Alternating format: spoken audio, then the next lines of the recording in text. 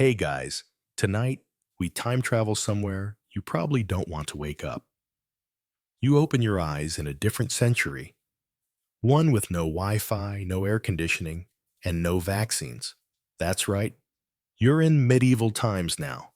You might think you're ready to be a brave knight or mysterious herbalist, but spoiler alert, you probably won't survive this. So, before you get comfortable, take a moment to like the video and subscribe, but only if you genuinely enjoy what I do here. And hey, drop your location and local time in the comments so we can see who's falling asleep where. Now, dim the lights, maybe turn on a fan for that soft background hum, and let's ease into tonight's journey together. You wake up in the dark, not metaphorically, literal pitch black dark. The kind of black that makes you unsure if your eyes are even open. There's a musty, sour smell in the air, like old socks and damp wood, and something is definitely moving just beyond your feet. Something scratchy. You flinch, and the rustle of straw reminds you you're not in a bed. You're on a medieval mattress, basically a bag of dry grass with the occasional beetle thrown in for fun. Your blanket? A coarse wool sheet stiff enough to stand on its own. Welcome to your new bedroom, a one-room cottage with stone walls, a thatched roof, no glass windows, and a family of mice in the corner. The air is cold, damp, and full of possibilities, none of them good. You sit up and immediately bump your head on a low timber beam. There's a sharp thud and a burst of stars behind your eyes. Ceiling height, optimized for medieval hobbits. You swing your legs off the bed and instantly regret it. The floor is dirt, actual dirt, and your toes find something cold and squishy. Probably yesterday's turnip stew, or something worse. A rooster crows and you groan, but not from nostalgia, from the realization that in this world, the rooster is your alarm clock, and there's no snooze button. Around you, the rest of the cottage begins to stir. Someone grumbles from a straw pile across the room. Your roommate, a grizzled farmer with an impressive mustache and a scent to match. Judging by the huffs, this isn't his first morning being alive in 1347. There's no bathroom, no sink. You wipe sleep from your eyes with the edge of your sleeve and shuffle to the wooden bucket in the corner. That's your washing station. A single pail of lukewarm water, now hosting 3 drowned flies and a smell like something tried to ferment itself in there. You splash your face and try not to taste it. Next to the hearth, currently cold because firewood is scarce, sits a lopsided stool and a worn tunic. Your clothes for the day are scratchy wool, vaguely brown, and fastened with something between a belt and a string. You smell them before you put them on. Let's just say, medieval laundry didn't involve detergent or frequency. Dressed and still shivering, you try to step outside. The door creaks like it's auditioning for a haunted house and sticks halfway open. You shoulder it like a medieval linebacker and stumble into the gray morning mist. The sun hasn't cleared the trees yet. Chickens peck at the ground near your feet, and someone's goat is already yelling for reasons only goats understand. A dog barks in the distance, setting off a chorus of grumbles from cottages all around you. Smoke starts drifting up from thatched rooftops. Thin, sour smoke that clings to your skin like guilt. The village smells like wet hay, livestock, and mild desperation. Also, onions. Historians still argue whether the average medieval village actually stank this badly, or if we're just assuming the worst. Either way, your nose has already gone on strike. You trudge back inside, stomach growling. Breakfast is not waiting. There's no pantry, no fridge, just a chunk of yesterday's bread, tougher than your boots, and a cup of weak ale. Yes, ale for breakfast. Welcome to hydration, Middle Ages style. You chew the bread like it owes you money. It's stale enough to use as a weapon, and you're fairly certain it has a personality. The ale? Thin, bitter, and room temperature. You grimace. But this is actually safer than the water. Boiling wasn't just for tea, it was survival. As you munch, the older man mumbles something in Middle English. You understand about 30% of it. Possibly a greeting. Possibly a warning. Either way, he's already pulling on boots and heading toward the door. He pauses only to grab a long wooden stick, which you later learn is a tool, a walking aid, and occasionally a disciplinary device. You follow. The sun climbs reluctantly over the misty fields. Your bare fingers sting in the cold as you head down a muddy path. There are no shoes for you today. Footwear was a luxury. You're in the early peasant package. Toes optional. Every step squishes. Every breath tastes like chimney soot. And already your back aches from just existing. You glance up at the church steeple on the hill, a rare piece of stone, architecture, and the village's tallest building by a mile. The bells will ring soon, calling everyone to prayer. You can hear roosters, cows, distant hammering, and someone yelling about a missing pig. Behind you, your cottage door creaks shut with a sigh. Ahead of you, your new medieval life waits. You're not ready, but here you are. Your stomach grumbles again, but breakfast is over. And frankly, it didn't put up much of a fight. The crusty bread brick and watery ale now sit uneasily in your gut, doing their best to pretend they're food. But there's no time to dwell on digestion. Outside, the day is already rolling, and in medieval terms, that means start working or starve. You follow your bearded housemate, let's call him Oswin, across the mucky path toward the fields. He doesn't wait for you. No one waits in the Middle Ages. Time is survival. Hesitate, and you miss your turn at the communal oven, lose your share of firewood, or worse, get volunteered for something dangerous and unpaid. You pass a thatched pigsty, where the pigs look suspiciously judgmental, and step into a fenced area that calls itself farmland. To your modern eyes, it's more a patch of exhausted earth held together by weeds and stubbornness. Oswin hands you a spade-like tool and gestures toward the soil. You are about to discover just how heavy dirt can be. The first jab into the ground is a shock. Your arms weren't ready. The wooden tool thunks and bounces off a buried rock, vibrating all the way up to your shoulder. You try again and again. Within minutes, your hands are already blistering, and your knees are suspiciously damp. Turns out, the field was a little swampier than it looked. Oswin digs beside you in silence, expertly flipping clods of soil with the kind of ease that only comes from decades of back-breaking repetition. You, on the other hand, look like someone trying to fence with a canoe paddle.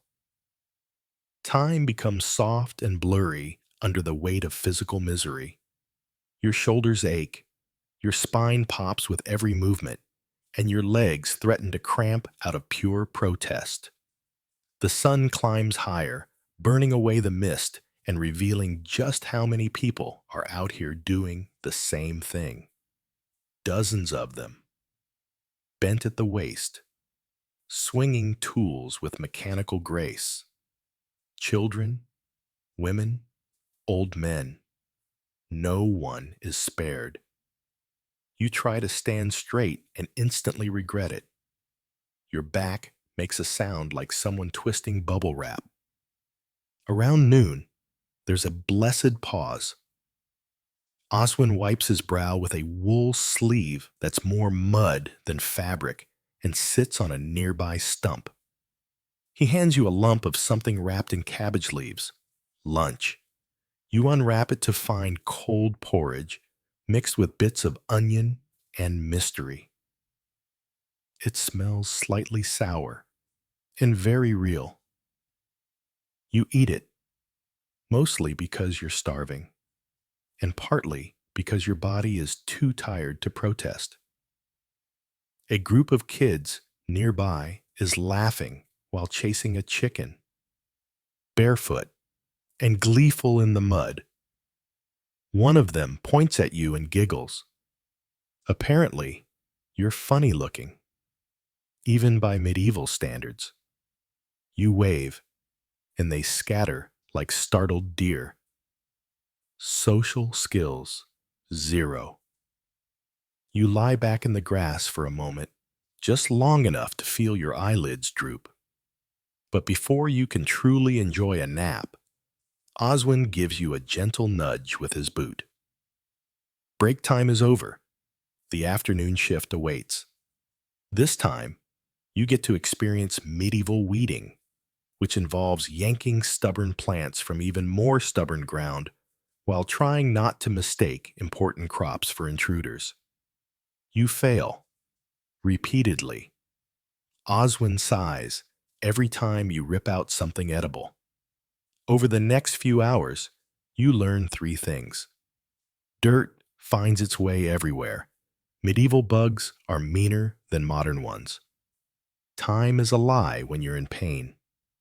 At one point, you watch a neighboring field where a team of oxen is dragging a clunky wooden plow.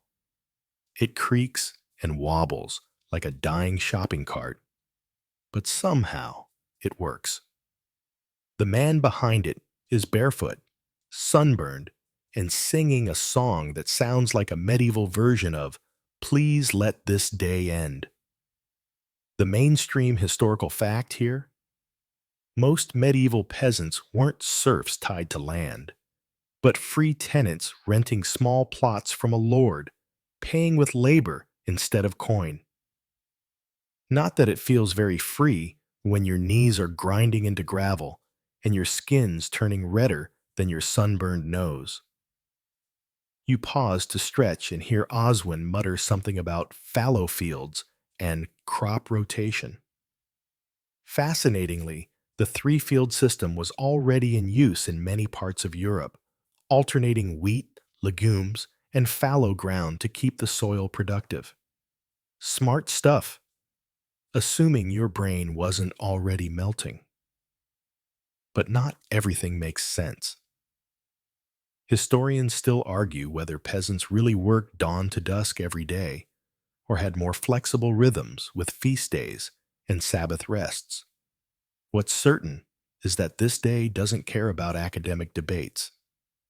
Eventually, miraculously, the light starts to fade. Not in that cozy, golden hour Instagram way. This sunset feels like a curtain dropping over a long, punishing act. You're caked in dirt, drenched in sweat, and deeply aware that you haven't peed in hours because there's just been no time, and you're afraid of where that would happen anyway. Oswin slaps the back of your shoulder with a grunt of approval, or possibly pity, and trudges back toward the village. You follow, legs trembling, hands stained, and heart questioning every life choice that led you here. As you pass the chicken pen again, one of the birds gives you a side eye, so aggressive you briefly wonder if it knows you're from the future. Back inside the cottage, the hearth now crackles with a feeble fire. The warmth is minor, but deeply appreciated. You collapse onto your straw mat, barely able to untie your makeshift belt. There's no shower, no clean clothes. You just exist in your filth and stare at the ceiling beams until the world dims. Outside, the wind picks up. Somewhere in the dark, an owl hoots. And you think to yourself, only 10 to 12 more hours until sunrise. Morning doesn't arrive, it ambushes you. There's no alarm clock, but the crowing rooster might as well be wielding a megaphone. Sunlight slashes through the crooked shutters, catching the dust in slow motion as it floats over your face. Your body feels like it was trampled by a herd of goats, and judging by the smell in the corner, that may have actually happened. You try to sit up. Mistake. Every joint protests. Your back has turned into one long, stiff board, and your knees have apparently submitted their resignation. But Oswin's already moving. He tosses you a hunk of something vaguely bread-shaped, nods toward the door, and leaves. This time, you don't follow him to the fields. Today, you've been volunteered for errands in the village proper. You shuffle through the muddy lane, dodging puddles and dung piles, headed for the beating heart of any medieval town, the market square. But don't get your hopes up for a Whole Foods moment. The smell hits you first, an unholy alliance of wet dog, boiled cabbage, animal guts, and something even your modern brain refuses to name. Medieval life is loud, alive, and definitely not OSHA approved. The square is a swirling mess of people, animals, and shouted negotiations. Chickens flap underfoot. A goat escapes a rope and trots past like it owns the place. A barrel tips, spilling fish that look like they gave up mid-swim. Somewhere nearby, someone's playing a recorder, and not well. You've been sent here to deliver a basket of onions and pick up salt. Sounds simple, but this is medieval commerce, and that means bartering. You approach a woman with a weathered face and arms that could snap you in half. She eyes your onions with suspicion and mutters something in Middle English. You catch about every third word. It's like playing charades in another dimension. Eventually, she trades you a small linen pouch of coarse salt in exchange for the onions and a favor you don't quite understand, but definitely involves returning something later. You nod like you know what's going on. You do not. Behind her, another stall offers an assortment of goods: wool, eggs, half-cured meats. One of the eggs is suspiciously warm. A vendor shouts about fresh eel and waves one in your direction. You jump back. The eel is still moving. But here's a fun historical tidbit to chew on. Literally, eels were actually a common and valuable trade item in medieval England. Monks even used them to pay royal rent to landowners. You stare at the wriggling fish snake in his hand, reconsidering everything you thought you knew about the human palate. You drift through the crowd, observing more than participating. People haggle with furious energy, not just over prices, but over pride, reputation, and family feuds that go back generations. A man is angrily accusing someone of watering down their ale. A woman is trying to unload turnips the size of cannonballs. A teenage boy is selling teeth. Actual teeth. You don't ask.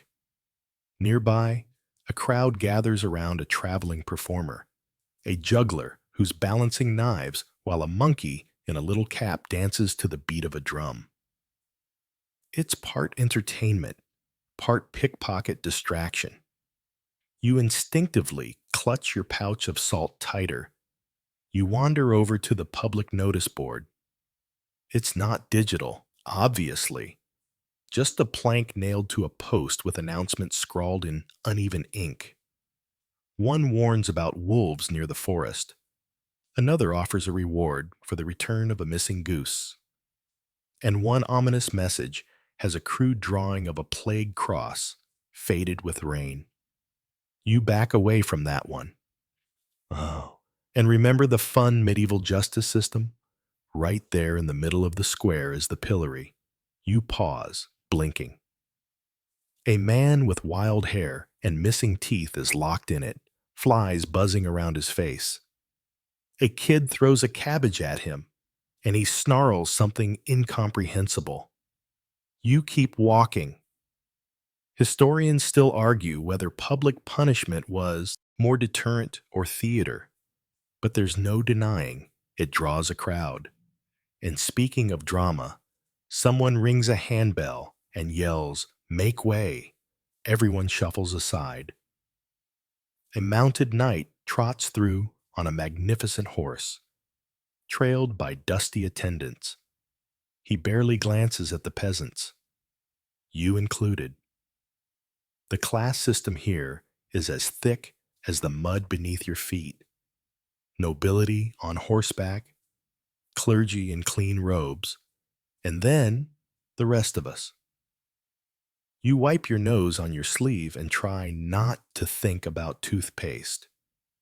Eventually, Oswin finds you loitering near the well, looking lost and mildly traumatized. He gestures. It's time to haul back some water.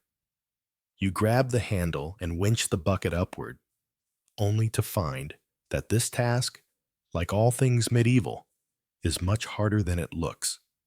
The bucket feels like it's full of bricks. Your shoulders scream. You spill half on your boots. He laughs. A rare sound. You made him laugh. Small win.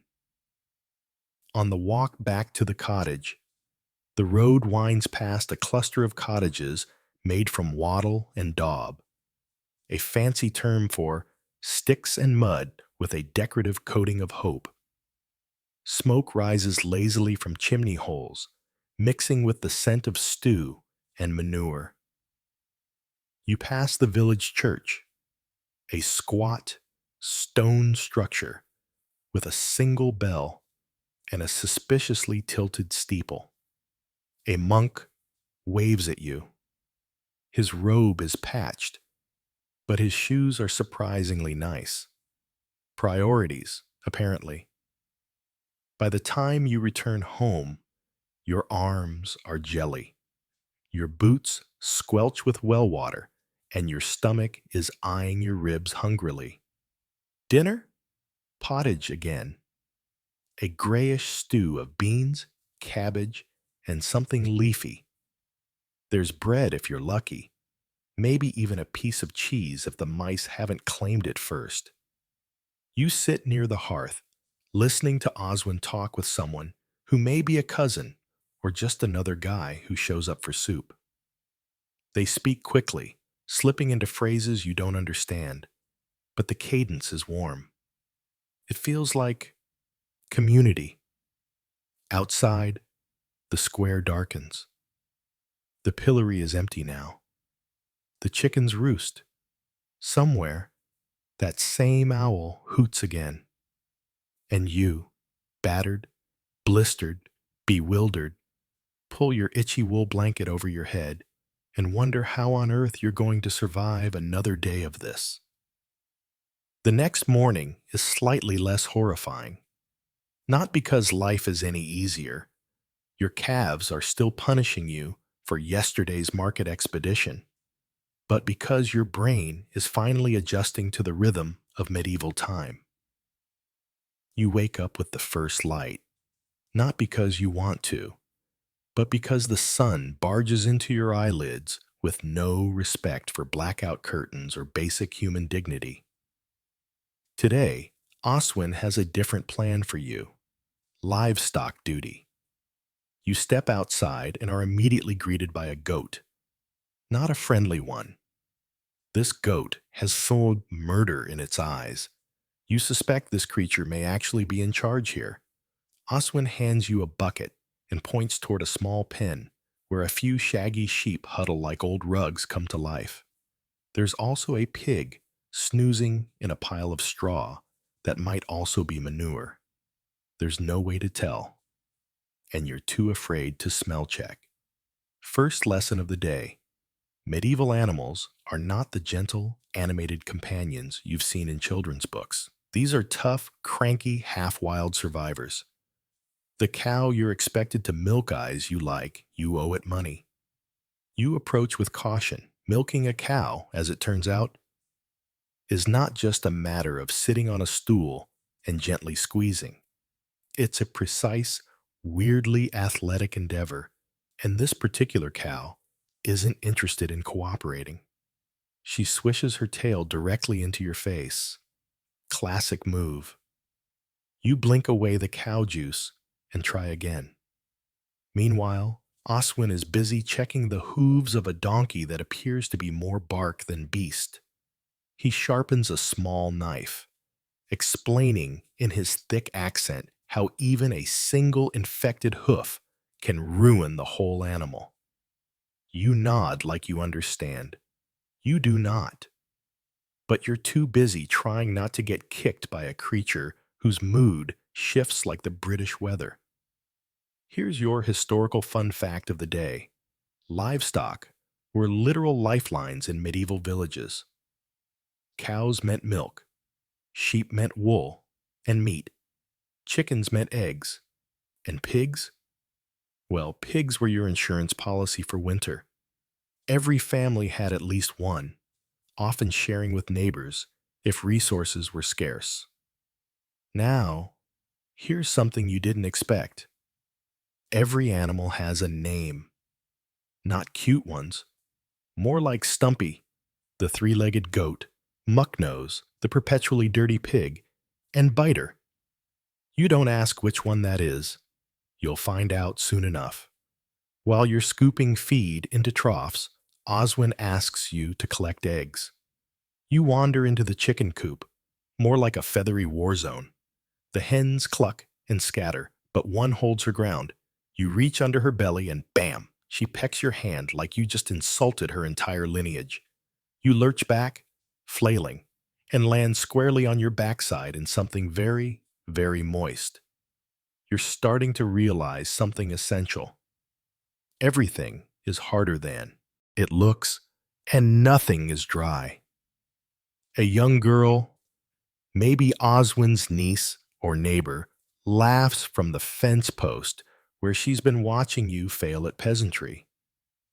She tosses you a clean rag and, without saying a word, takes over the egg collection like a seasoned pro. She leaves the coop with 5 perfect eggs and 0 injuries. You are not proud of yourself. Historians still debate how involved children were in medieval farm life, but the reality was probably a lot like this. Kids working hard from a young age, mastering skills their modern counterparts couldn't imagine, all while avoiding rampaging geese. The animals fed and mostly content, Oswin leads you out into the fields. This time, you're helping me mend a section of fencing. The tool in your hand isn't exactly ergonomic. It's a twisted iron hook lashed to a wooden handle, but you manage to wedge a few stakes back into the mud. Your hands are blistering. Your shoulders ache. and your entire body is beginning to smell like a smoked ham left out in the rain. And yet, there's a rhythm to it.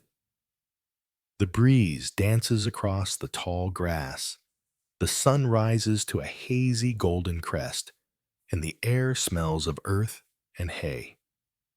For a brief moment, despite the discomfort and goat-related trauma, you feel useful, connected, like you belong here, even if only barely.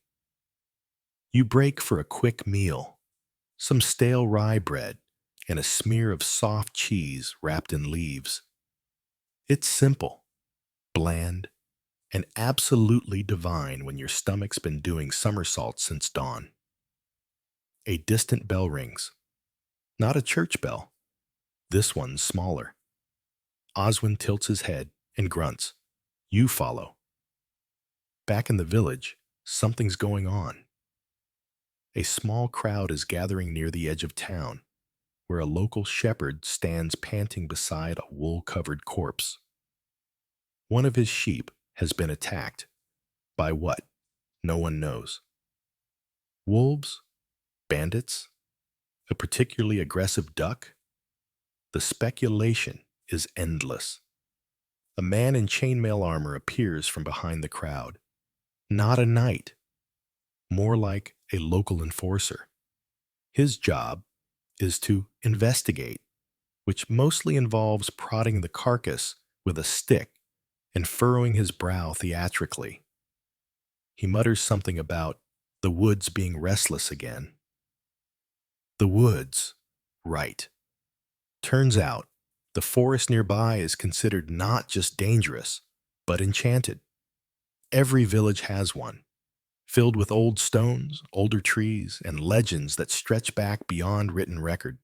Historians still argue whether medieval peasants truly believed in these tales or simply used them as metaphors for danger, but standing here, watching the shepherd cross himself while glancing nervously at the tree line, you start to get it. As the crowd disperses, a few older women gather around a tiny fire and begin whispering. You catch fragments. Bad signs. The owl flew west. Wrong moon. You don't know what it means, but it sends a chill up your already sweaty spine. That night, you sleep with one eye open. The wind whistles through the cracks in the wall, and the animals in the pen shift uneasily. Maybe it's just the weather. Or maybe there's something out there in the woods that isn't entirely natural. Either way, you're not volunteering for nighttime watch duty. By morning, you've come to the uncomfortable realization that your medieval hosts don't really grasp the concept of a day off. There's no weekend on the calendar, no lazy brunch with coffee and pastries. Just another dawn, another task, and another layer of dirt working its way into your pores. Today, Oswin hands you a woven basket and points toward the forest's edge. You'll be going with Elswith, he says, gesturing to a woman in her early 40s with arms like oak branches and a knife strapped to her belt. Don't eat anything unless she says it's safe, and don't wander off. Ever. The woods, apparently, are your new workplace. You follow Elswith down a winding, mud-rutted path that disappears beneath a curtain of moss and branches. The forest isn't exactly welcoming. It feels aware of you. The trees seem too tall. The shadows linger a bit too long. Even the bird song is hesitant, as if the local wildlife knows better than to make too much noise. Your job today is foraging. Not the Instagrammable kind, where you pluck blueberries and snap artsy pics, but the kind where your life might actually depend on whether that mushroom is delicious or deadly. Elswith points to a patch of nettles and gestures for you to gather the youngest leaves. Good for soup, she says. Full of iron. Don't grab them barehanded unless you enjoy pain. You try anyway. She smirks as you recoil with stinging fingers. Still, the forest has a strange, wild beauty. You find wild garlic by scent alone, pockets of sorrel that taste lemony and fresh, and clusters of elderflowers floating like pale stars against the underbrush. Elswith teaches you which plants are useful, which ones are medicine, and which ones will absolutely cause your bowels to declare war. Mainstream history tends to focus on knights and kings, but here's a real fact. Medieval survival often hinged on people like Elswith. Local herbalists, usually women, held a dangerous amount of power, not because they were officially trained, but because they knew the land better than most scribes knew their ink. See this? She asks, plucking a dark purple berry. Deadly nightshade. Pretty. Lethal. She tosses it aside with casual menace. Don't ever mistake it for bilberries. That's how Bran the potboy went blind in one eye. You laugh, thinking she's joking. She is not. Quirky tidbit of the day, some medieval herbal remedies involved ingredients that are, frankly, unsettling, like powdered mouse bones for stomach aches or crushed beetles for skin conditions.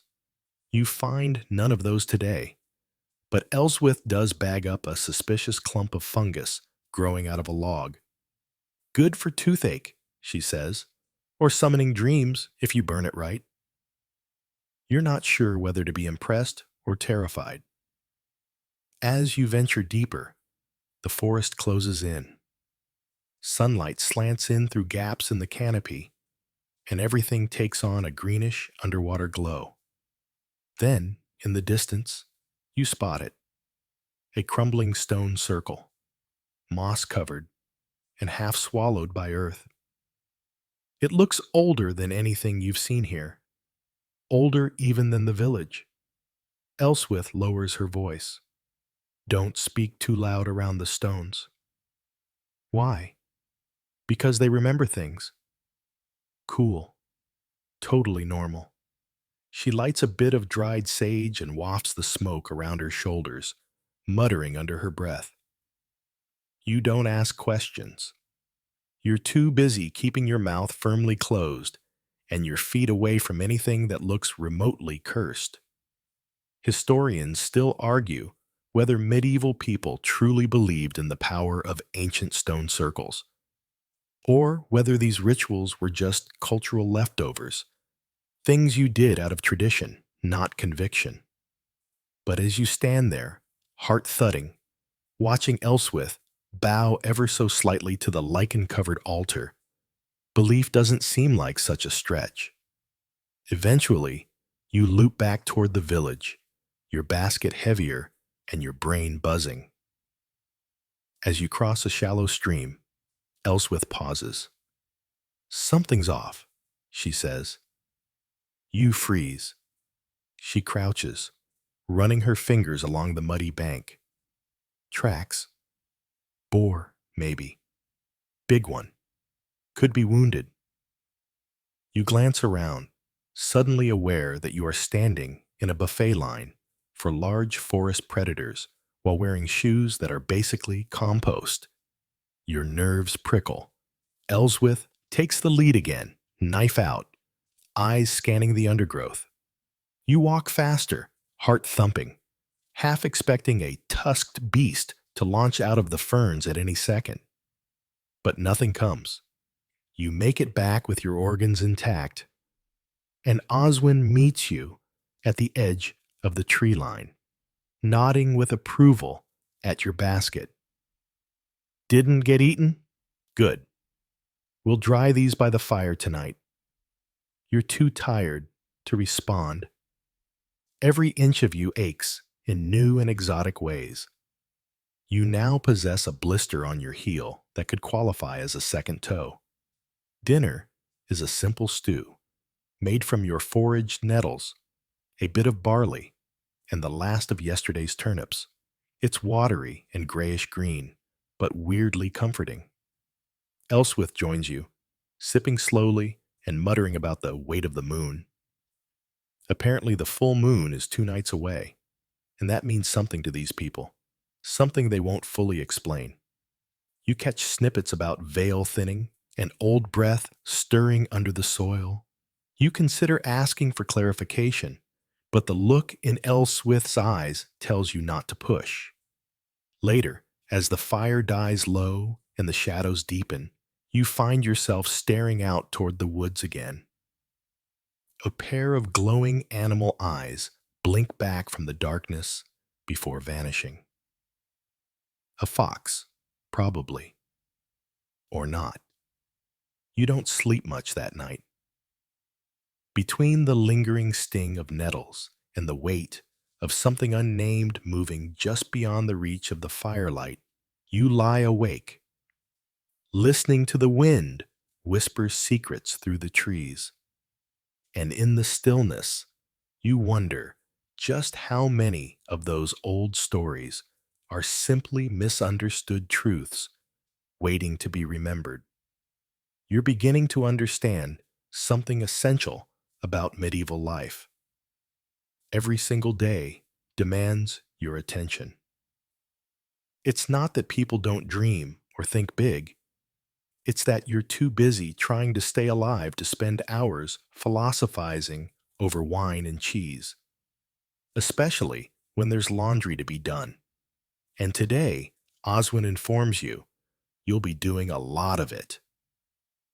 Now, you might imagine medieval laundry as a woman gently wringing linen in a wooden tub, birds chirping overhead, maybe even a lute playing in the background. But let's kill that fantasy right now. There are no lavender-scented dryer sheets, no warm, tumbling dryers. There's just you, a tub of icy stream water, some ash soap that smells like regret, and several questionable garments. The laundry area sits by the riverbank, where the current flows fast enough to pull your socks into oblivion. A wooden plank serves as a makeshift washboard, and you're told to scrub until your knuckles resemble prunes. The detergent? A gloopy gray mixture of lye made from wood ash mixed with animal fat. Basically, medieval laundry soap is one chemical compound short of being weaponized. Next to you, 3 other women work methodically, beating clothes with wooden paddles, wringing, scrubbing, dunking again. One of them, a sharp-eyed young woman named Batasta, snorts at your technique. You're not spanking it into submission. Clothes won't clean themselves with a love tap. You do your best, but your wrists ache and your nose stings. After an hour, you've washed exactly 2 shirts and maybe a sock. The others are already hanging linen from tree branches, their arms rippling with the quiet strength of people who've never heard of a gym but could arm wrestle a mule. Here's your mainstream historical fact. Laundry was typically a communal affair and often gendered, though men sometimes helped during bigger tasks like dyeing or boiling heavy cloth. It wasn't just about hygiene, it was a social ritual, a place to gossip, trade news, and judge each other's undergarments. Quirky tidbit? Some folks actually believed that washing clothes too often would weaken the fabric and your soul. Yep, that's why nobles often powdered their clothes instead of washing them. Just sprinkle on some perfume, maybe a dash of powdered rosemary, and hope no one notices the smell of status. Still, washing wasn't optional for the peasantry. Your wool tunic, now wet and heavy as a soaked carpet, steams slightly in the sun. Beata eyes it. Best not to dry that near fire again, she says. Last week, someone's cuff lit up like kindling. Another thing you notice is the water itself. It's murky, cloudy with silt and old plant bits, and full of tiny swimming things you choose not to identify. Historians still argue whether medieval folk understood the dangers of contaminated water, or if they just developed stronger immune systems or died trying. What's certain is that rivers were used for everything: drinking, washing, and waste. You now try not to think about what might be floating near your laundry. After rinsing out what dignity you had left, you and the others haul the damp clothes back to the village. Beata walks beside you, balancing a tub on her head with the casual elegance of someone who's been doing this since she was 10. You ask her what people do when clothes wear out. Patch it, mend it, pass it down. If it's too far gone, turn it into bandages or candle wicks. Nothing's wasted. Even your most hideous tunic has a second life, probably wrapped around someone's goat by winter. Back in the village, you're invited, though it feels more like conscripted, to help with spinning. Inside a low stone cottage, the air is warm, and wooden wheels turn with a soft, whirring rhythm. A spindle hums between your fingertips, and flax fibers tangle like cobwebs. You're supposed to turn them into thread. The result? Something between dental floss and a cat's hairball. One woman nods approvingly. Not bad for a beginner. Still looks like a rat's tail, but you'll improve. Spinning is more calming than laundry, though not easier. The rhythm, the repetition, it's hypnotic. You can see how hours pass like this, spinning and chatting, weaving stories along with the fibers.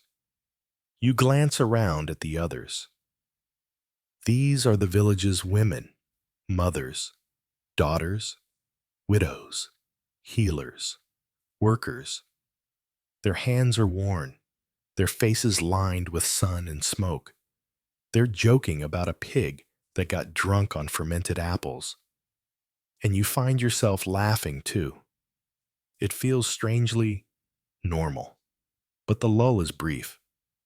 Outside, a horn sounds. Short, sharp, twice.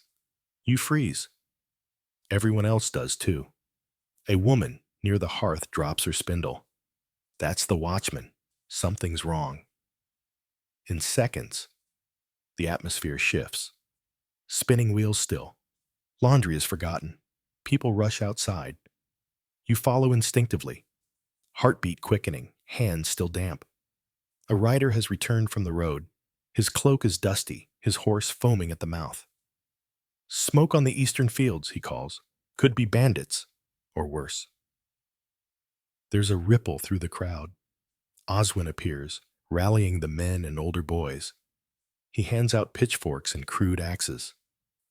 We'll check the edge of the woods. Stay behind the palisade. Everyone.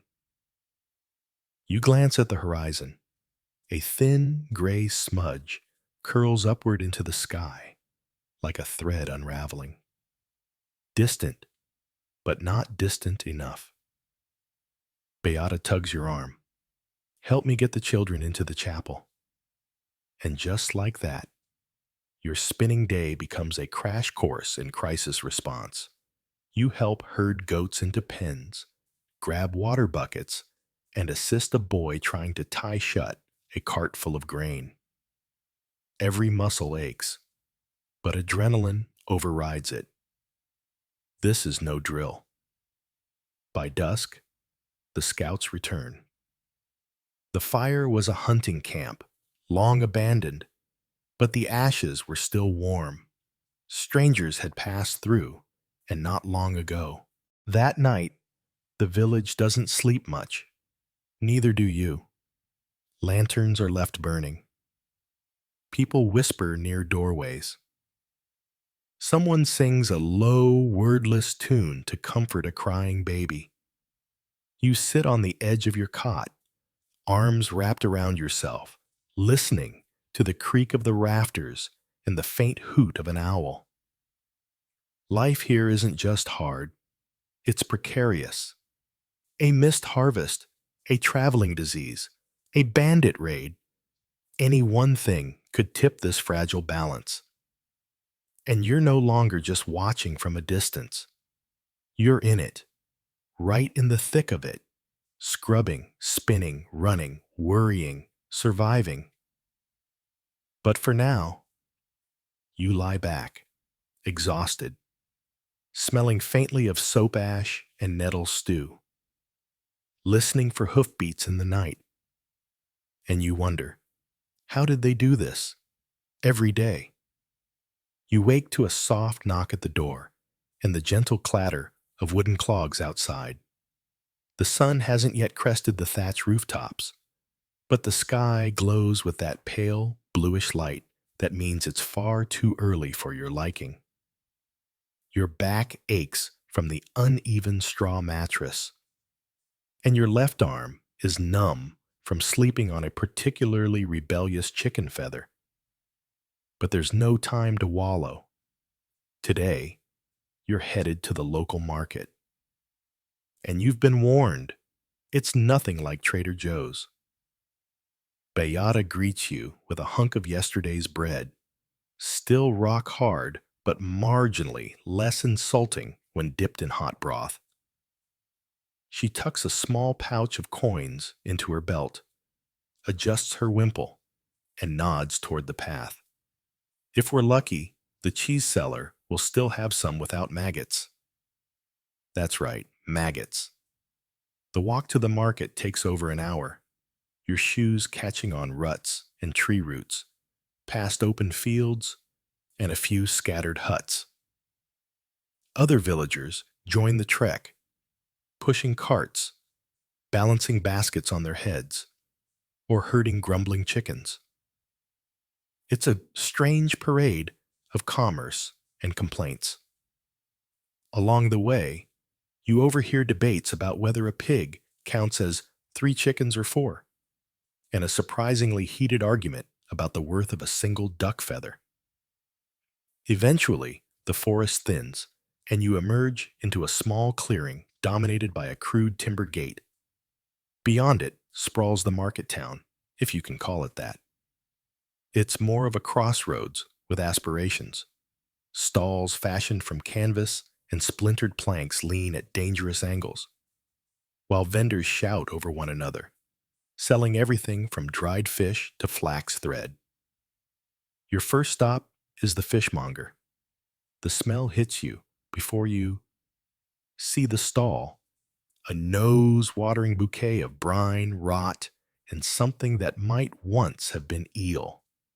The vendor, a leathery man with suspiciously few teeth, holds up a trout that looks like it died twice.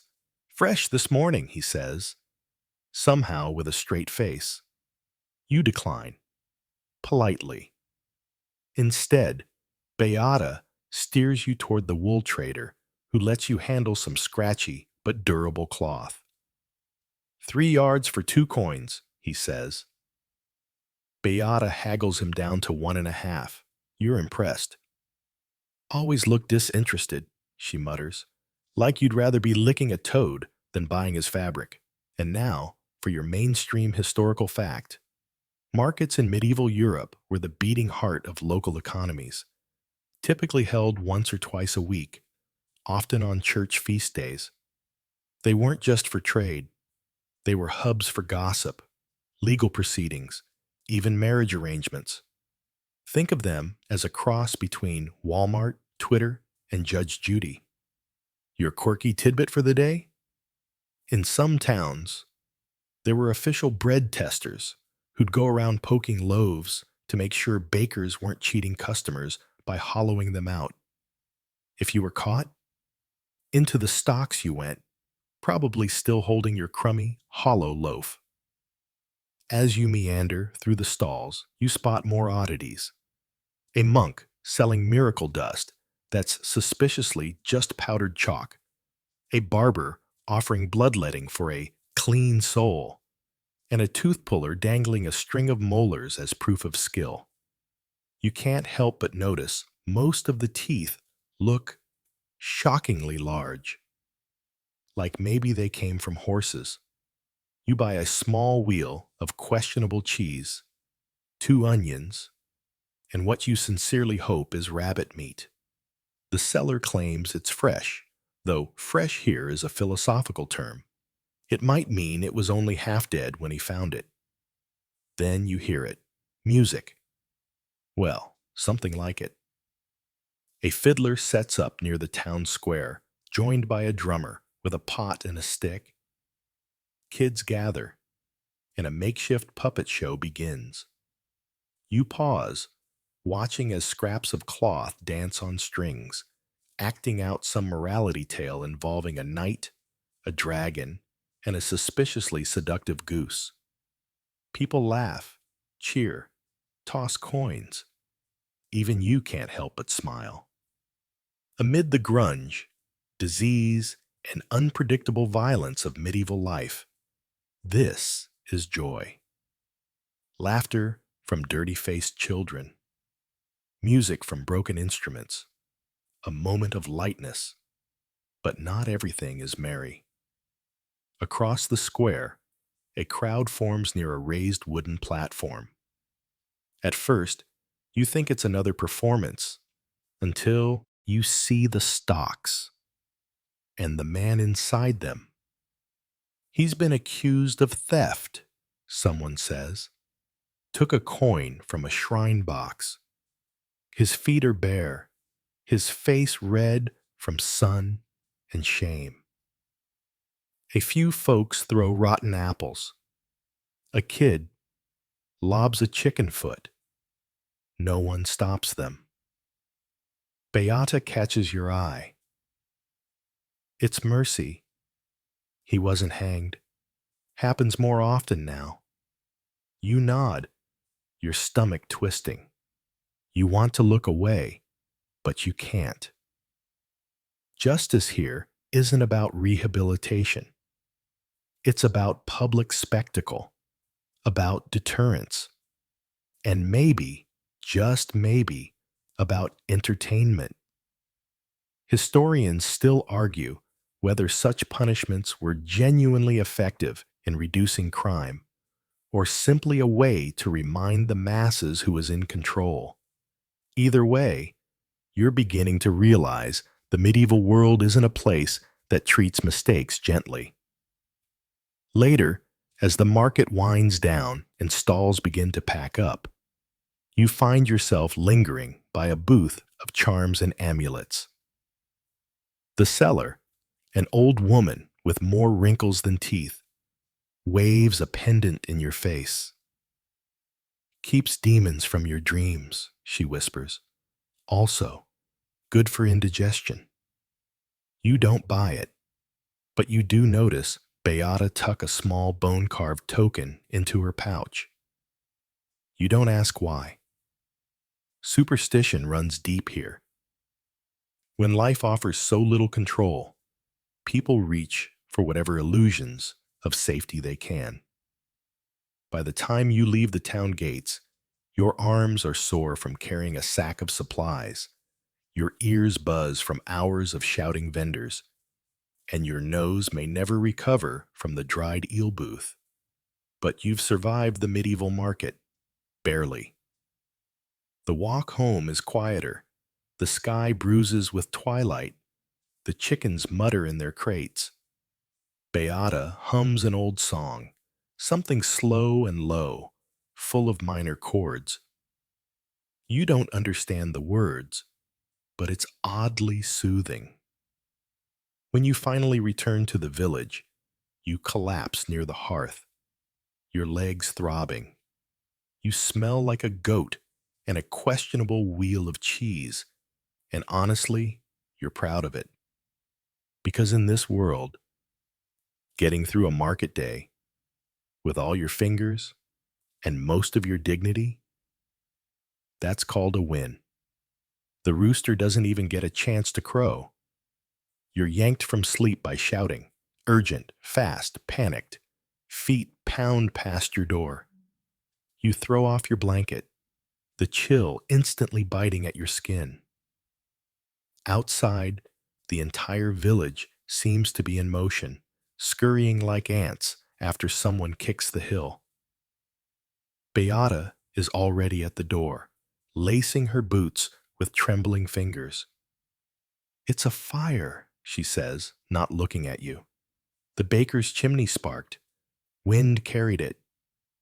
You rush after her, breath fogging in the dawn air. Smoke coils above the rooftops, thick and orange-tinged, like a bruise spreading through the sky. Villagers run with buckets, pots, anything that holds water. The well's surrounded, people yelling, slipping, crying. One man is just throwing wet rags at the flames, more in panic than logic. You join the line instinctively, passing water from hand to hand, arm burning every time. Your tunic sticks to your back with sweat and smoke. Somewhere, a pig squeals. Children cry. The crackling sound of wood splitting open is louder than you ever imagined it could be. One thatched roof caves in. You'd think, given how common fires were in the Middle Ages, they'd have better systems. But no, firefighting is pretty much hope it rains. Mainstream historical fact for you. In medieval towns and villages, fire was one of the most feared and devastating threats. With homes made from timber, roofs from straw, and heating done with open flames, a single spark could wipe out an entire community in an hour. That's why curfews, literally from the French couvre-feu, cover fire, were a thing. People had to douse flames before nightfall. Quirky tidbit? Some towns had a town crier, not just for news, but to walk the streets reminding people to put out their fires. Medieval Alexa, if you will, minus the playlist options and with a cowbell. Eventually, the flames die out, not from your heroic bucket passing, but because the fire runs out of things to burn. The baker's house is a black husk. 2 others are damaged. A stable smolders. Miraculously, no one dies. Not this time. The cleanup begins immediately. There are no insurance claims or government disaster relief teams. Just soot-covered villagers with brooms, hauling charred debris, comforting neighbors, muttering prayers. Someone already talks of rebuilding. Not if, just how fast. As the smoke clears, a wave of exhaustion rolls over you. You're caked in ash, your hands are blistered, and you realize something. In this world, survival isn't just about your next meal. It's about dodging disaster with alarming regularity. With the fire out, Beata insists you rest. You do, briefly, before she beckons you again. "We need to get herbs," she says, and just like that, you're back to work. The 2 of you hike into the edge of the forest, a quieter place where green grows thick and tangled. She carries a small knife, a woven basket, and an encyclopedic knowledge of things that look like salad but could kill you in minutes. "Don't touch the bell-shaped ones," she warns, "unless you want to spend your last night singing to squirrels." Foraging isn't exactly peaceful. Every crunch underfoot sounds like a warning. The air hums with insect wings, and every other plant seems designed to either sting you or stick to your socks for eternity. Still, there's beauty in it. Dew-beaded ferns, mushrooms that glow faintly under shadow, wild mint that smells like heaven after days of wood smoke and goat cheese. Beata finds burdock root, yarrow, and a weird moss she says helps with fever. Some folks boil it, she explains, but I mash it into a poultice. Smells like death, works like charm. You can't help but ask, how does she know all this? My grandmother taught me, she says simply, and hers before that. All women know the basics. Men pretend we don't. As you gather more herbs, she points out a small clearing with a crude wooden cross planted into the ground. A few stones, no names. Plague took that family last year, she says. 3 days, all gone. It lands like a stone in your chest. You'd almost forgotten the lurking specter of disease. No hospitals, no antibiotics, just prayers, herbs, and the very real chance that a cough could mean curtains. Historians still argue whether women like Beata were respected folk healers or resented as witches. Truth is, they were often both, praised when their cures worked, blamed when they didn't. Medicine was trial and error, with a heavy dash of faith and guesswork. You realize quickly, trust is earned plant by plant, not diploma by diploma. On your way back, you pass another small group heading toward the woods with sacks and scythes. One nods toward you. Watch for wolves. One took a lamb last week. Wolves, of course.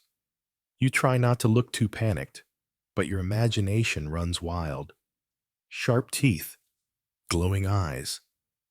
The whole Little Red Riding Hood situation suddenly seems less like a fairy tale and more like a cautionary tale. Fortunately, no wolves appear, just a goat that follows you half the way home, bleating like it's got opinions on herbal medicine. Back in the village, Beata boils water over the fire, carefully this time, and mixes her finds into various concoctions. One smells suspiciously like a wet basement. Another turns your stomach just looking at it. Still, villagers trickle in, asking for help. A boy with a bee sting, a woman with a strange rash, an old man with aching joints. She treats them all, patiently, firmly, with the quiet efficiency of someone who's been saving lives since before she could spell the word life. You help where you can. Grind herbs, fetch water. Try not to sneeze into the fever salve. By nightfall, your body is wrecked, but your mind hums. This world may lack modern comforts, but its people survive through shared knowledge, resilience, and more courage than you thought humanly possible. And Beata? She's a rock star in a wimple. That night, as you collapse into bed once again, the scent of mint and smoke clinging to your tunic, you think about the balance here. Disaster and healing. Destruction and rebuilding. Fire and herbs. It's a tightrope walk across a chasm with no safety net. But for now, you made it another day. And around here, that's a pretty big deal. The next morning, the village is quieter, but not calm. The fire may be out, but its aftermath smolders in more ways than one. There's soot on everything. The air still carries a faint charcoal sting, and the baker is sitting in front of what used to be his house, staring at his own hands like they betrayed him. You step outside and stretch. Your back cracks like dry timber. Even your teeth feel tired. Beata is already awake, of course. She's Tisao sweeping ash from the doorstep with a bundle of tied twigs. No time for sulking, she says, as if you've been caught daydreaming. We've a funeral to attend. Oh, that. You follow her toward the small parish church, a squat stone building surrounded by leaning gravestones and a clattering of crows. The fire didn't claim lives, but one of the village's elders passed overnight. An old woman named Merowyn, who you barely saw, but everyone else speaks of, like she carved the village out of the earth herself. The funeral is, well, medieval, which means somber, smoky, and about as formal as a goat race. A few villagers wear black, but most just look solemn in their usual browns and grays. The priest mutters Latin, incense smokes up the small chapel, and someone plays a sad tune on a pipe that keeps going slightly off key. Mainstream historical fact.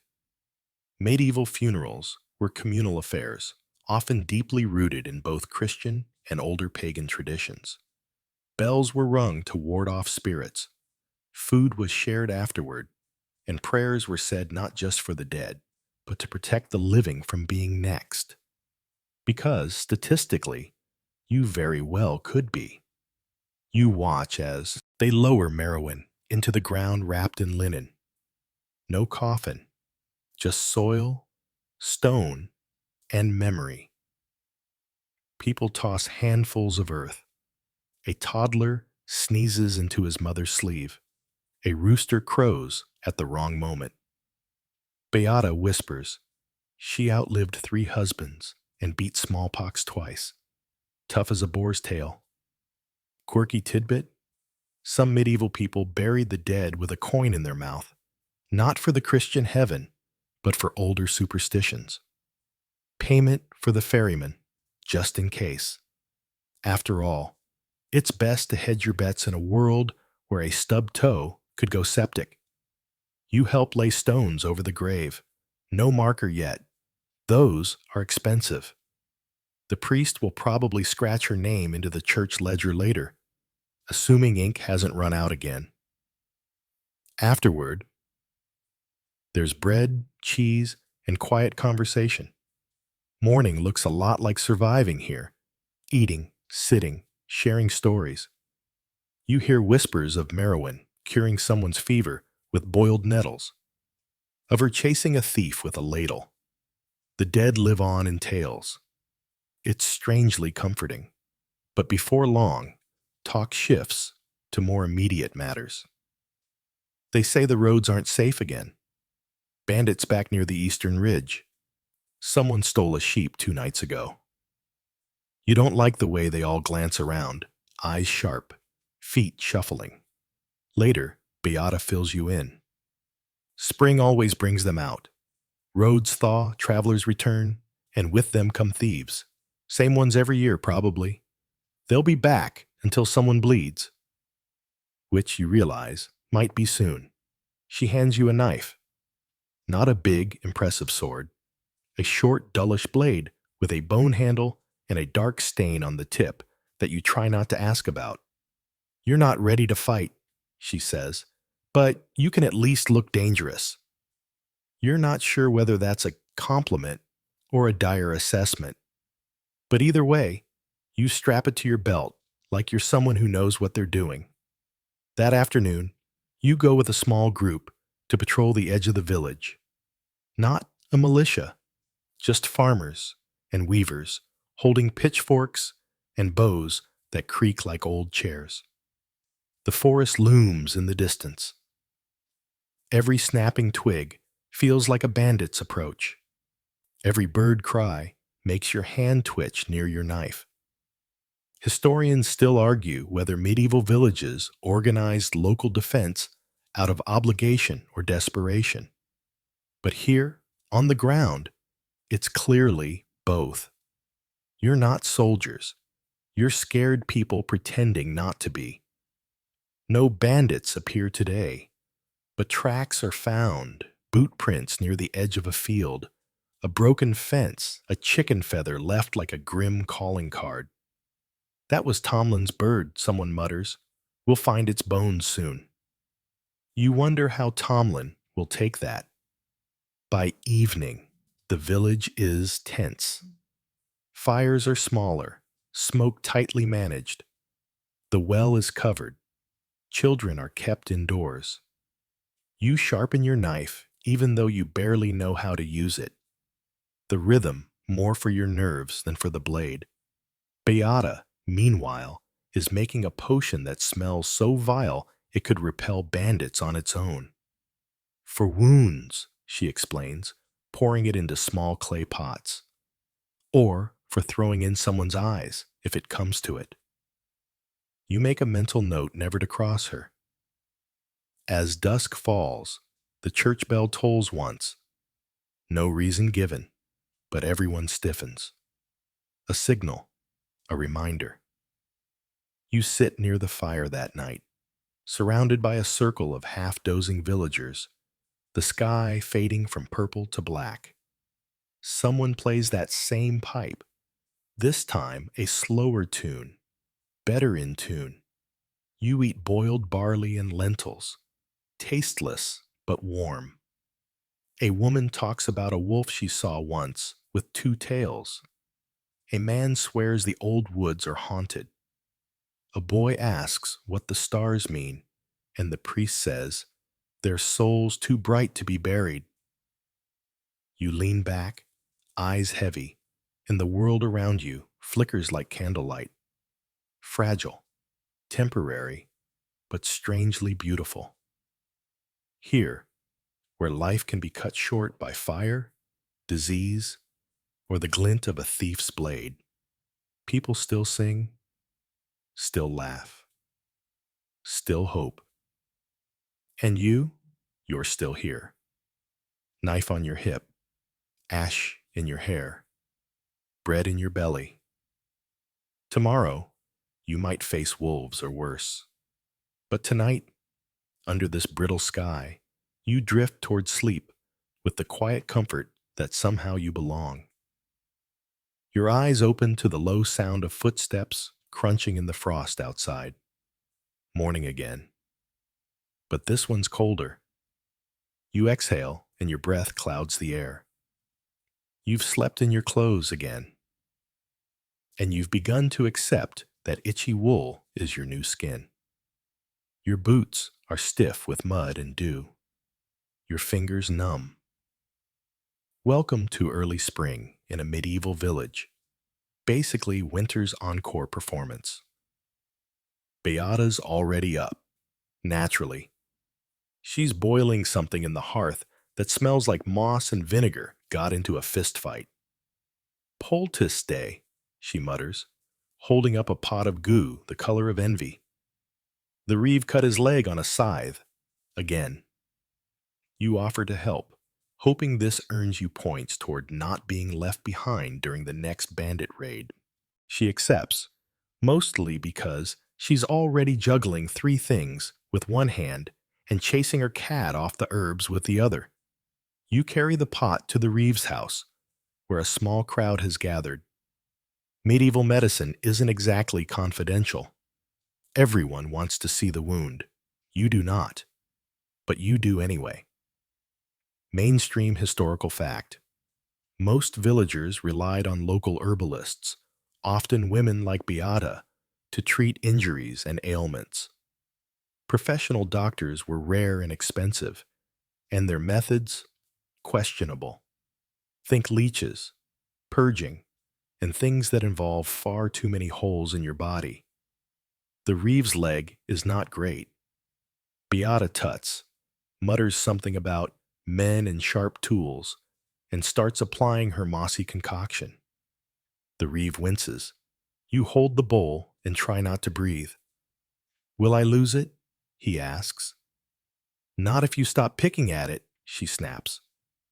Somehow, she makes nursing sound like scolding. Later, back home, Beata gives you a quick rundown of medieval health hazards, just in case. Water's bad unless it's boiled. Don't eat berries you don't recognize.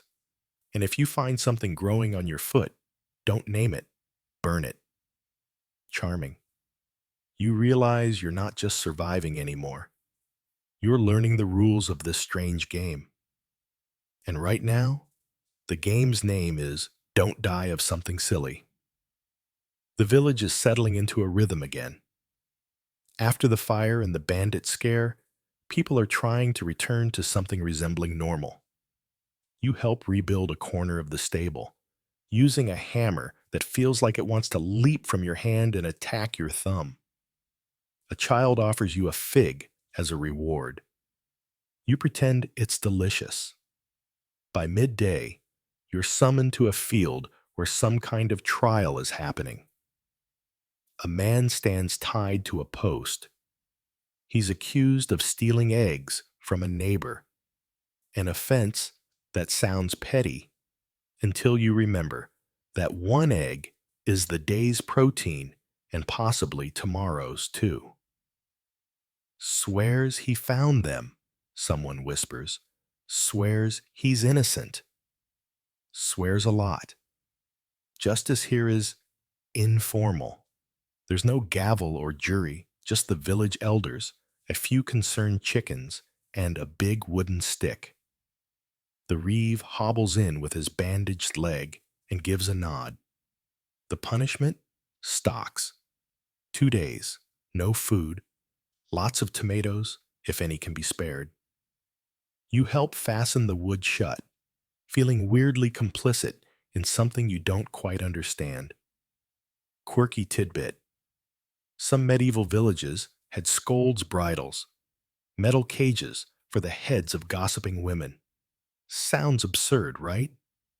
But so do a lot of things until you live in a place where rumor spreads faster than a fever. Stocks, though? Surprisingly common and wildly uncomfortable. You make eye contact with the accused as you walk away. He winks. Not sure if that's a good sign. That night, a traveling peddler arrives. He comes with bells on his boots and a cart full of trinkets. Cloth, salted fish, tin charms shaped like saints. Kids flock to him like he's the ice cream man. Adults? More cautious. He tells stories of faraway cities. London, where you can get lost in the crowd and still find a pie. He plays a tune on a carved bone flute. He offers a tonic that cures coughs and romantic weakness. Beata buys nothing, mutters something about snake oil. Historians still argue whether peddlers were welcomed as harbingers of news and trade or mistrusted as potential spies and thieves. Probably both, especially when they smell like fermented onions and have cure-all written in bad Latin. But tonight, he's a guest. He eats with the villagers, trades gossip for bread, and tells tales by the fire. He talks of a knight who once challenged death to a dice game, of a child born with eyes the color of storm clouds who grew up to tame wolves, of a cursed well that speaks your name back. You're not sure which is less believable, the talking well or the idea that London has that many pies. You listen, entranced. This is the closest thing to entertainment you've had in days. No screens, no playlists, just the sound of a man spinning nonsense with flair and crumbs in his beard. And when the flames burn low and the villagers trickle home, he catches your eye. "You're not from here, are you?" he asks, smiling like he knows something he shouldn't. You shrug. "Just passing through." "Keep passing," he says, winking. "This world bites harder the longer you stay." You don't sleep well that night. You dream of wolves with human eyes, of whispers in the forest, of a well that does indeed say your name. Morning brings a mist so thick you could lose your own hand in it. You rise, stretch, and stare at your reflection in a puddle. You look like you belong now. Dirt-streaked face, uneven hair, knife at your belt. The future's uncertain, but at least you're no longer flinching every time someone sneezes. Still, something's brewing. You feel it in your bones, in the way the peddler left before dawn, in the way Beata watches the woods as if expecting them to move. Storm's coming, she says. You look up at the sky, cloudless, pale blue. She shakes her head. Not that kind. The storm doesn't arrive as rain or thunder. It comes in the form of a rider on a pale horse, thundering into the village just before dusk, his cloak whipping behind him like a banner of dread. Everyone stops. The animals go quiet. Even the children stop their endless games of mud and mischief. Something about the way he dismounts, fast, tense, as if the ground might burn his boots, sets every nerve in your body on edge. He carries a message, crumpled and sealed with wax. The reeve, limping and bleary-eyed, cracks it open and reads. His face drops. He reads it again. Then once more, out loud. It's news from the market town to the south. A sickness has taken hold. Not the usual fevers, not a cough or rash. This one is faster, uglier. The word plague isn't said, but it hangs in the air like the scent of rot. People glance at one another, quietly counting days since their last visit there. Beata turns away from the fire, muttering a string of Latin prayers you didn't know she knew. The rider remounts and gallops off without touching food or drink. That alone is suspicious. No one leaves a village without bread in their satchel, unless they're trying to outrun something. You sleep that night with your knife under your blanket. Not that it'll help. Not against this. Mainstream historical fact. When plague, or any major illness, struck in medieval times, fear spread faster than the disease itself. Whole towns would close their gates. Roads were abandoned. And some people, desperate to protect their families, would wall up infected neighbors. It wasn't pretty or fair. By morning, the village is split. Some want to stay. Others argue for leaving, heading into the forest, living rough until the sickness passes. We don't know it's even real, someone argues. Could be a false alarm. Could be God testing us. Could be the peddler, someone else mutters. He arrived too sudden, left too fast. People are on edge. Beata pulls you aside. You've got quick legs, she says. I need herbs from the marsh. We'll need them if this sickness comes. Willow bark, feverfew, nettle, and she pauses. If you see the black mushrooms, don't touch. Just burn them. You're flattered by her trust, right until you realize she's sending you into what's basically a witch's garden during a rising panic. Still, you nod and set out with a pouch, a stick, and a prayer that sounds suspiciously like, "Please don't let me fall into a bog." The marsh is alive with insects, thick with mist, and smells like soup that's been left out too long. But you find what she asked for, tucked under brambles, clinging to bark, sprouting defiantly from muck. You even avoid stepping into anything deeper than your ankles. Mostly. You return, soaked and triumphant, with only one spider in your hair. Beata accepts the herbs with a nod of approval that feels like winning a medieval merit badge. Quirky tidbit. In some villages, people believed that carrying sweet-smelling herbs, like lavender or rosemary, could ward off illness. Plague doctors even stuffed their beaked masks with such things. Today we'd call it wishful aromatherapy. A day passes, then two. No one coughs. No one bleeds. No one dies. The tension loosens slightly. People begin to relax.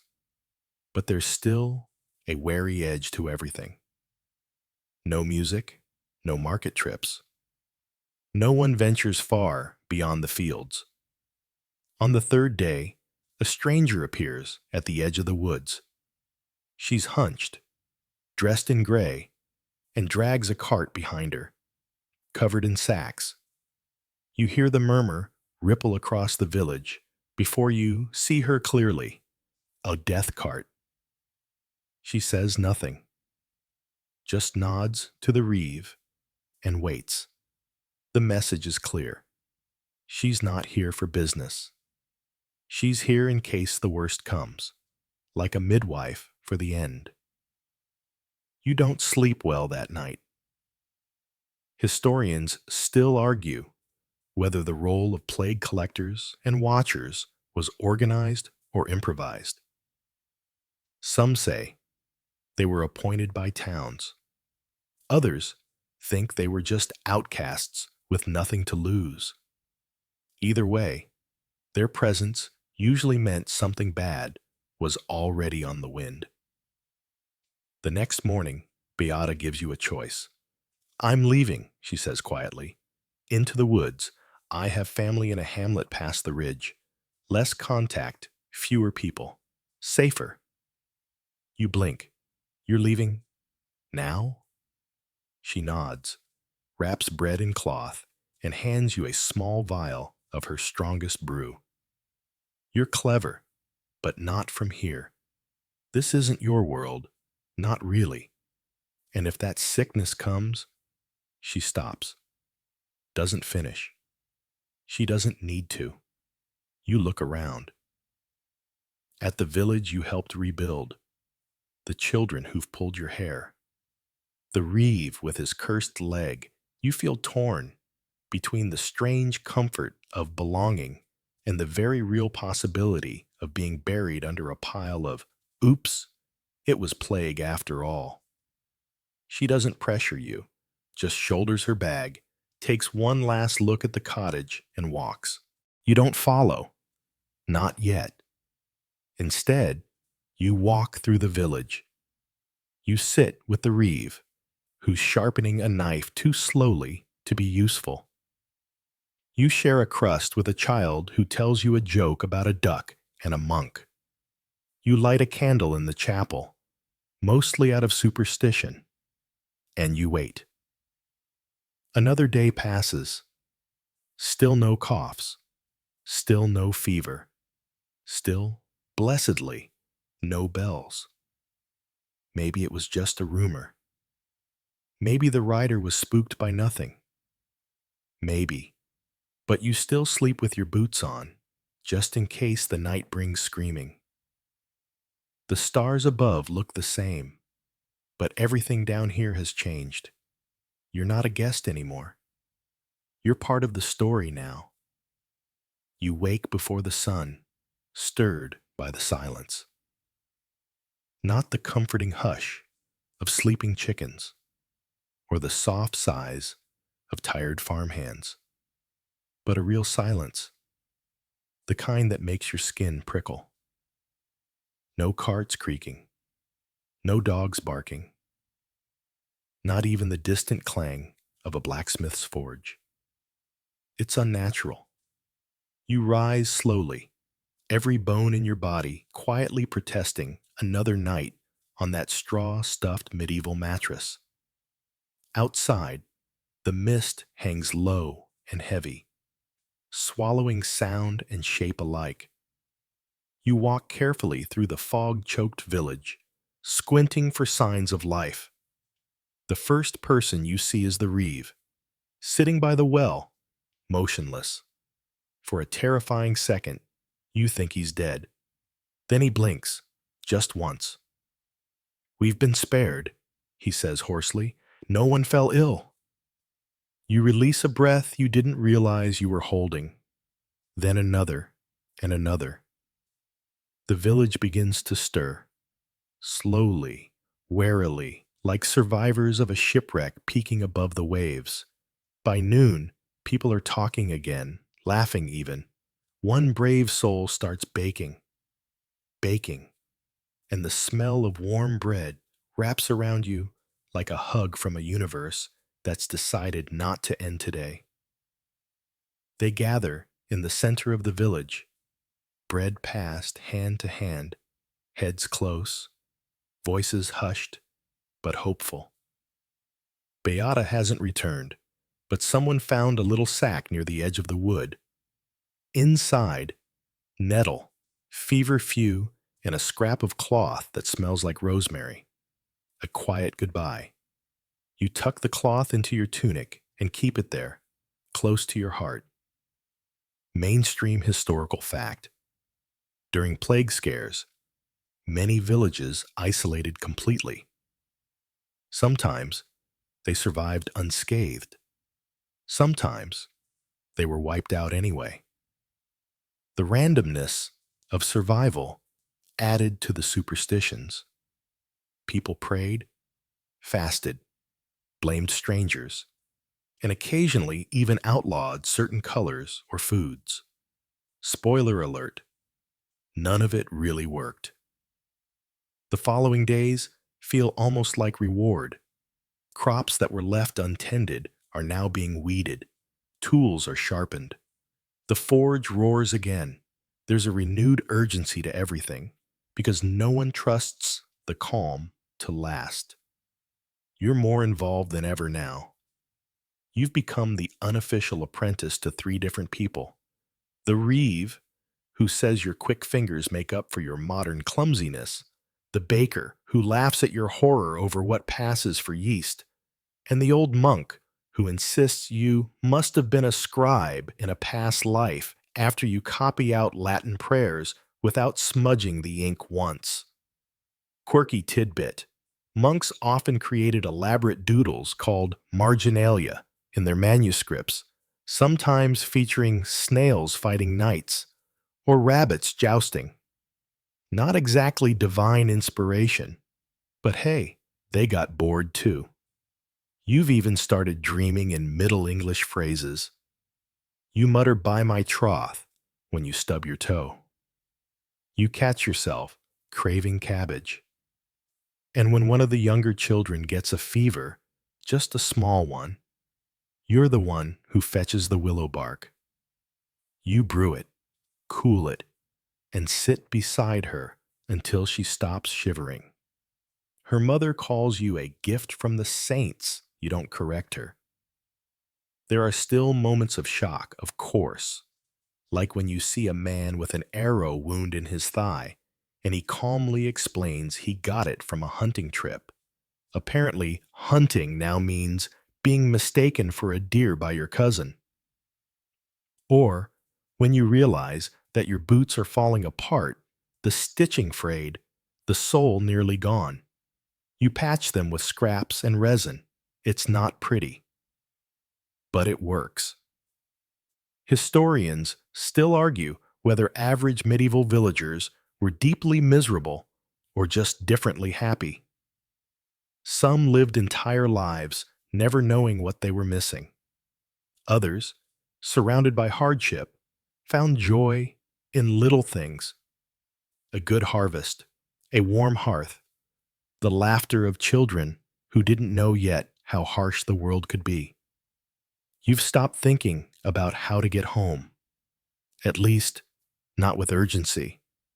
You've got too many names to remember, too many chores to do, too many people who now, somehow, expect you to be here, to help, to teach, to laugh at bad jokes and pretend you like that bitter root stew.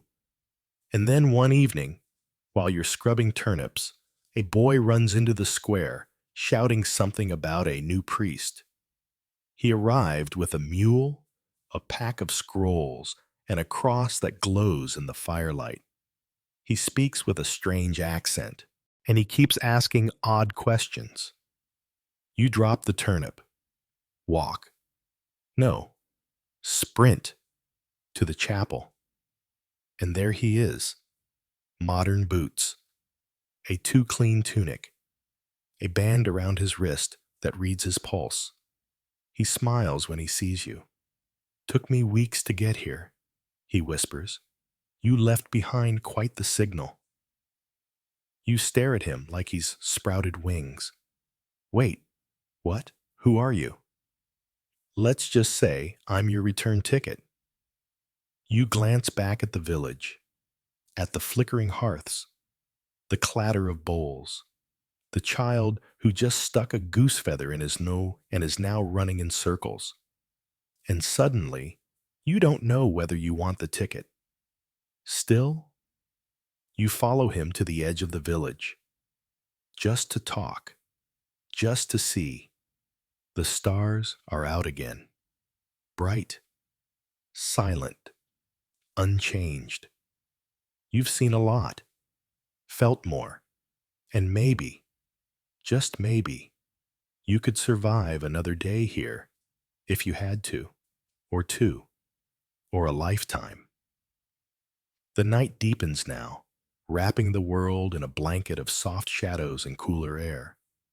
The torches in the village square have burned low, and the laughter has turned to murmurs. Crickets chirp lazily somewhere near the thatched roofs. A breeze stirs the tops of the trees, just enough to make the branches whisper. You sit at the edge of the chapel steps, gazing up at the same stars that once shimmered over empires, over ancient seas, over 1,000 stories you'll never know. The warmth of the earth beneath you feels like an old friend, and you think, perhaps for the first time, that the past isn't as distant as we pretend it is. Here, with your patched boots and sore hands, with the scent of smoke in your clothes and that odd comfort in hard-earned silence. Here, you feel something close to peace. The village sleeps. The sickness didn't come. And maybe, just maybe, tomorrow will be a little easier. Maybe the baker will teach you her secret rye blend. Maybe the child with the goose feather will ask to play again. Maybe Beata will send another bundle of herbs from wherever she is. And maybe you'll dream of this place long after you've left it. So, rest easy now. Let your mind drift through stone cottages and mossy woods and the gentle clink of metal on wood. Breathe deep. Let the air be cool and kind. You're safe here. You made it. Good night, traveler of time. Sleep well. End of script. Sweet dreams.